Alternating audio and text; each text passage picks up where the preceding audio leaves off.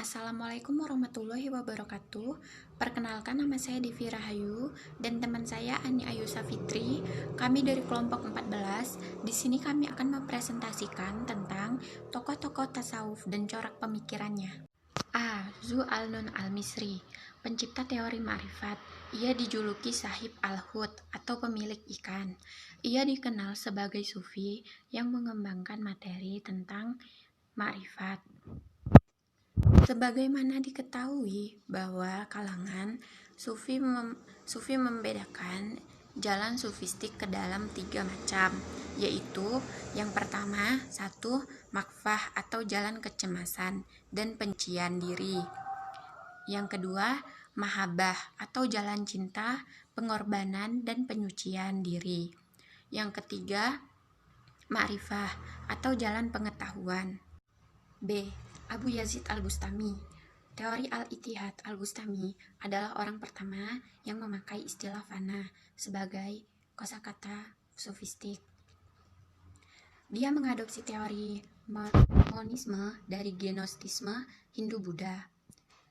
Konsep muhakabah yang dipahaminya disejarahkan dengan ajaran Sedi yang pada puncaknya mencapai ekstasi di mana terjadi penyatuan antara yang mendekat atau murakib yakni sufi dan yang didekati atau murakab yakni Allah. C. Al-Junaid al-Bahda.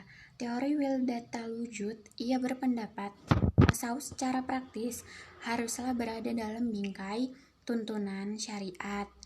Baginya, tasawuf tidak diperoleh dari kata-kata atau perdebatan atas sesuatu hal yang melainkan dari praktik hidup lapar, senantiasa bangun malam, dan memperbanyak amal soleh.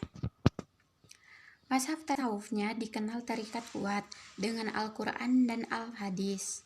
Al-Halaj. Teori Al-Hulul Al-Halaj merupakan seorang proponen paling awal yang disebut menerima klaim keselamatan ekstatologis di luar Islam. Paham Al-Halaj didasarkan pada pandangannya tentang tauhid, di mana Allah adalah satu, sendiri, dan terbukti satu. Pada dasarnya, kufur dan iman itu hanya berbeda dari segi nama dan logikanya, bukan dari segi hakikatnya. Al-Ghazali. Moderasi syariah hakikoh. Al-Ghazali senantiasa mendasarkan pandangan-pandangannya tasawuf pada Al-Quran dan Al-Hadis. Bagi Al-Ghazali, semangat tasawuf tidak lain adalah semangat pendalaman agama, baik dalam pemahaman, penghayatan, dan pengalamannya.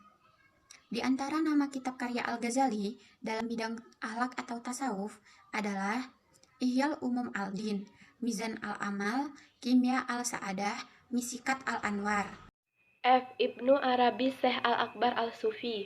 Ibnu Arabi mengembangkan pemikiran tentang rohani manusia. Menurutnya, dalam diri manusia terdapat dimensi rohaniah yang terdiri dari unsur psikis, spiritual, imajinasi, dan alam hayal manusia. Seluruh yang ada termasuk manusia adalah pancaran irodat Allah atau ide Allah. Inilah yang membawanya kepada seluruh simpulan yang menyatakan bahwa alam ini adalah esensi dari Allah itu sendiri. H. Abdul Al-Qadir Jailani, Syekh Thariqah Sufi. Syekh Abdul Qadir Jailani di dalam kitabnya At-Tasawuf fi Mizan Al-Bahtes wal Al-Taqiq, maka aku mengetahui bahwa dia sebagian seorang salafi. Beliau menetapkan nama-nama dan sifat-sifat Allah dan akidah-akidah lainnya di atas manhaj salaf. Beliau juga membantah kelompok-kelompok Syiah, Rafidah, Jahmiyah, Jabariyah, Salimiyah, dan kelompok lainnya dengan manhaj salaf.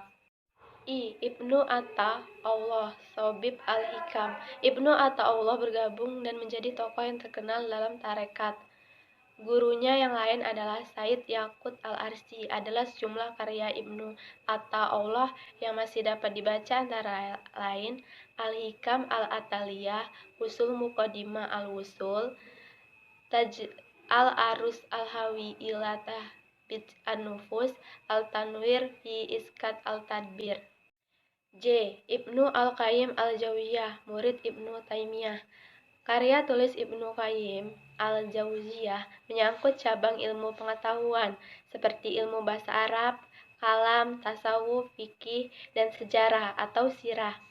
Beberapa bukunya yang berhasil penulis kumpulkan antara lain sebagai berikut: Tarik al-Hijratayn wa Bab al-Sadatayn, Hadi al-Arwah ila Bilad al-Afrah, Alam al-Mungkin Anrab al-Amin. Demikian presentasi dari kami. Bila ada kekurangan atau kesalahan kami mohon maaf. Kami akhiri. Wassalamualaikum warahmatullahi wabarakatuh.